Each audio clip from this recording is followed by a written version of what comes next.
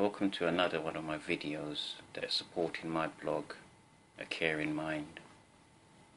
Now, on this particular video, I want to talk about carers. Basically, what is a carer? And for those who's visited my blog on caring and mental health, you might have already perhaps guessed what I'm talking about.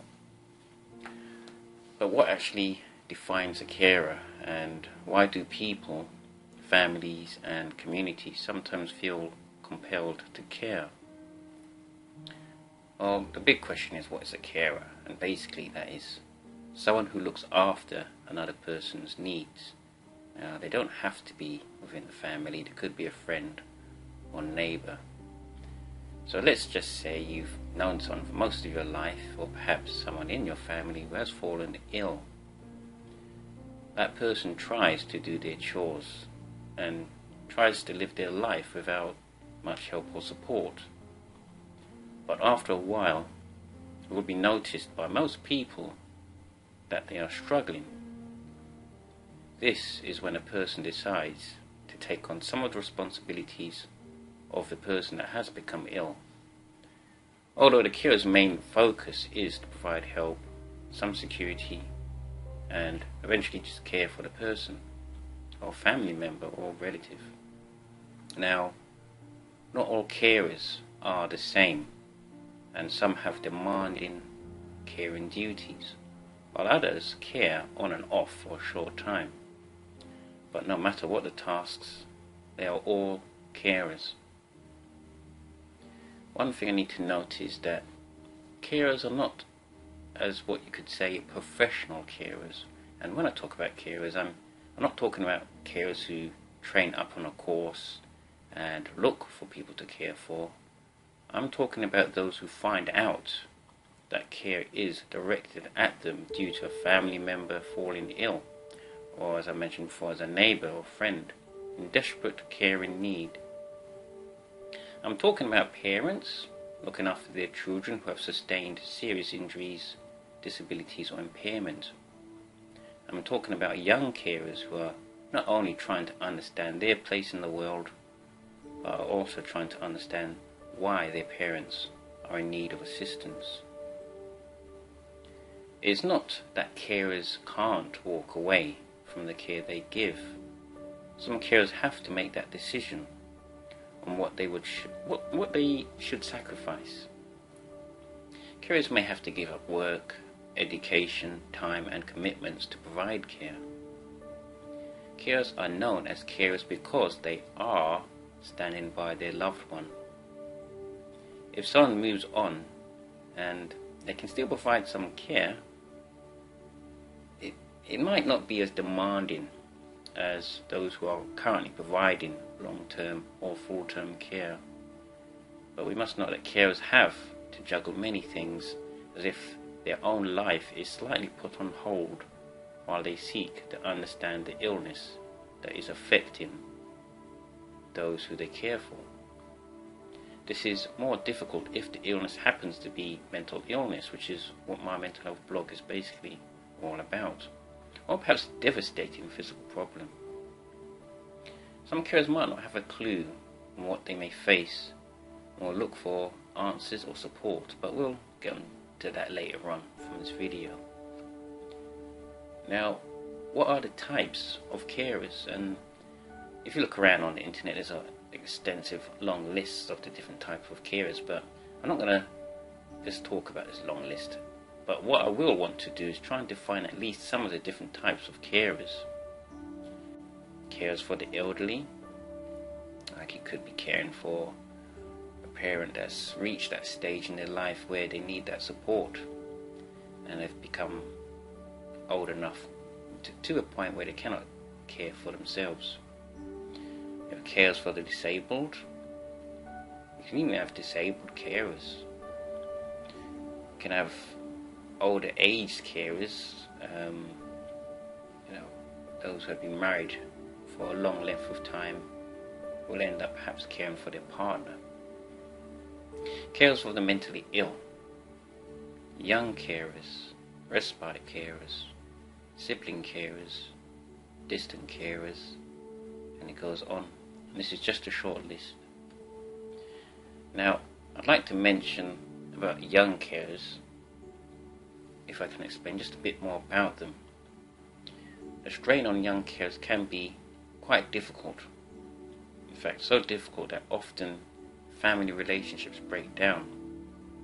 Although relationships within the family breakdown is quite a common theme among the many different types of carers that I mentioned, and this is just a short list.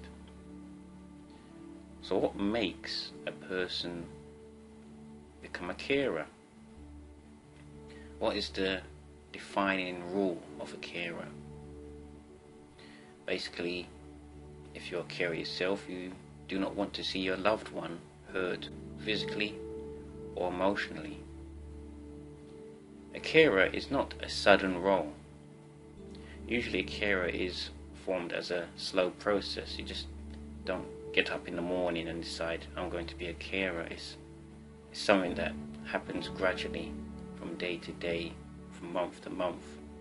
You might slowly fall into the role. And since I've been a carer for most of my life, I've come to the conclusion that being a carer is something you become, and that role will change. As a carer, you do not wish anyone else to take over your role due to the fear that that role might not be carried out.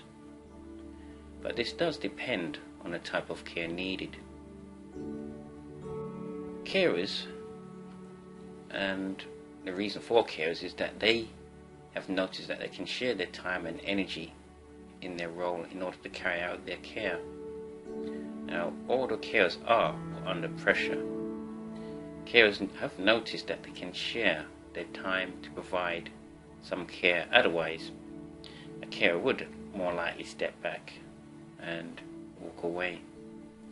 And I must admit that there is a threshold where a carer will decide when to stop if their caring duties become too much. But I would say most carers can see time and energy placed in their role. However, the resources of time, care and energy must be planned in order to stop the carer from being overburdened. Now, this is not an easy thing to get right, and it does depend again on what the caree, that is the person suffering from an ailment, an illness, be it physical or mentally, needs. Carers try to keep their families together.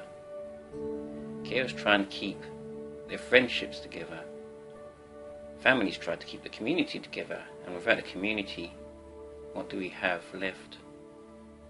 This is a frightening thought.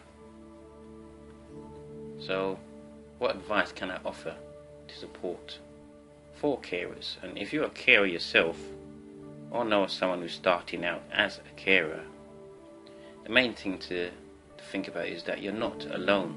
There is some help to support you on your journey. Now, one of the things that I've always sort of found helpful is actually going online to find resources. As you're listening to this video or watching this video now, is basically a resource. Some say that the internet has too much nonsense to make any good sense of it. But use your judgment, compare different sources, get numbers from where you look, where you find information in your area, your borough, your country. Join online internet forums.